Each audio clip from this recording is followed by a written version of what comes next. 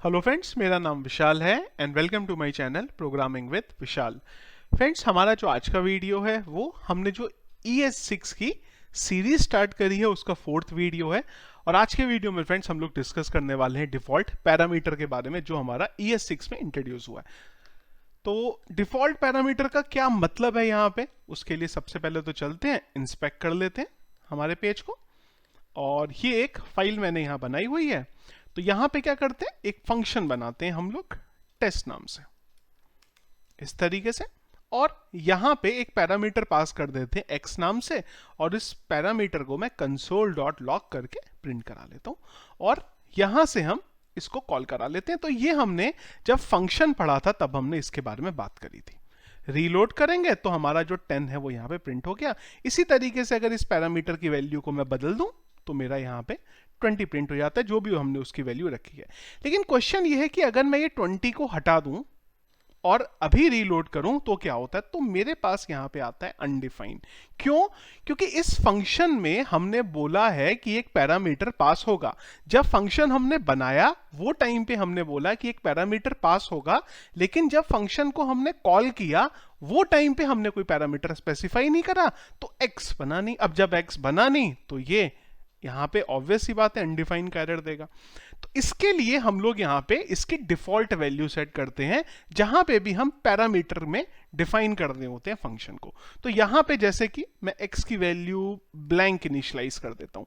इसका मतलब क्या होगा कि जब हम इस कंडीशन में पेज को हिट करेंगे तो कुछ भी प्रिंट नहीं होगा, और अगर हम यहाँ पे कोई वैल्यू डाल देंगे तो जो हमने वैल्यू डाली है वो प्रिंट होगी। मतलब x is equal to blank, आप जो वैल्यू यहां पे रखना चाहें रख सकते हैं। लेट्स से मैं x की वैल्यू 10 रख देता हूं। इसका मतलब यह है कि जब भी ये टेस्ट नाम का फंक्शन कॉल होगा वो टाइम पे अगर हमने कोई पैरामीटर पास किया होगा तो ये उस पैरामीटर की वैल्यू ले लेगा, और अगर कोई पैरामीटर पास नहीं होगा जैसे इस केस में है तो ये इसकी डिफॉल्ट वैल्यू को 10 ले लेगा। एक बार प्रिंट करके देखते हैं, 10 हमारे पास यहां आउटपुट आ गया। और अगर कोई भी यहां पे वैल्यू पैरामीटर में पास कर दी जाएगी तो जो भी वैल्यू आपने पैरामीटर में पास करी है वही आ जाएगी। इसी के साथ अगर आपके पास मल्टीपल यहां पे ऑप्शन हो, जैसे कि मैं यहां पे x, y कर देता हूं और यहां बोल देता हूं x प्लस y, और यहां बोल देता हूं 10, 20। एक बार आउटपुट देखते हैं। आउटपुट हमारे पास आ गया यहाँ पे 30। लेकिन हो सकता है हमने बोला कि जो हमारे x और y हैं, जैसे हमने x की एक पैरामीटर की डिफॉल्ट वैल्यू रखी थी उसी तरीके से आप दो की भी रख सकते हैं। जैसे कि हम यहाँ पे बोल देते हैं x की डिफॉल्ट वैल्यू 0, y की डिफॉल्ट वैल्यू 0। इसका मतलब अगर x और y इन दोनों में से कोई भी एक पैरामीटर पास नहीं होगा तो उसकी 0 वैल्यू ले लेना। इधर आएंगे, हमने हटाया, आउटपुट 10 आया, और अगर मैं इसको भी हटा दूं तो मेरे पास आउटपुट यहाँ पे 0 आ जाएगा। तो ये बेसिकली आपका लॉजिक होता है डिफॉल्ट वैल्यू का। अब कब इसकी जरूरत पड़ेगी, तो कई बार जब हम कोड लिखते हैं तो हमारा फंक्शन इस हिसाब से बनता है कि हो सकता है फंक्शन में कोई वैल्यू प्रोवाइड करी जाए और हो सकता है कोई पैरामीटर में वैल्यू ना प्रोवाइड की जाए बेसिस ऑन रिक्वायरमेंट।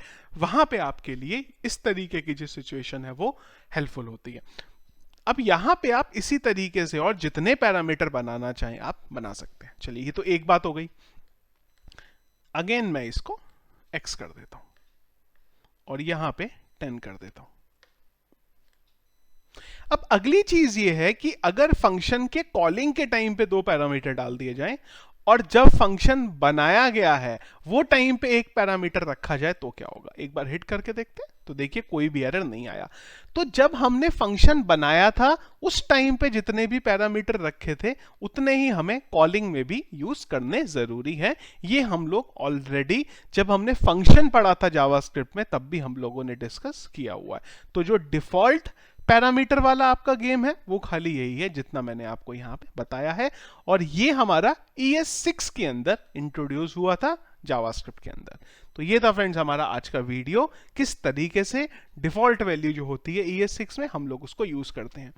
और एक चीज और भी है फ्रेंड्स की जावास्क्रिप्ट की भी मैंने एक सीरीज बनाई थी, मैं एक बार आपको उसकी प्लेलिस्ट दिखा देता हूं। यहाँ पे हम लोग चलते हैं चैनल में, यहां से चलते हैं वीडियोस प्लेलिस्ट में, और प्लेलिस्ट से चलते हैं हम लोग हमारे जावास्क्रिप्ट की प्लेलिस्ट में। तो जावास्क्रिप्ट की प्लेलिस्ट मेरी ऑलरेडी बनी हुई है। कुछ वीडियोस हमारे यहाँ पे ऐसे आ रहे हैं जिनके कुछ टॉपिक जो हैं हमारे वो ऐसे हैं जो हमने जावास्क्रिप्ट की सीरीज के टाइम पे ऑलरेडी पढ़े हुए हैं। तो कुछ इसलिए भी कमेंट आ रहे हैं कि जब हमने जावास्क्रिप्ट में वो पढ़ लिया है तो हम ES6 में क्यों पढ़ रहे हैं।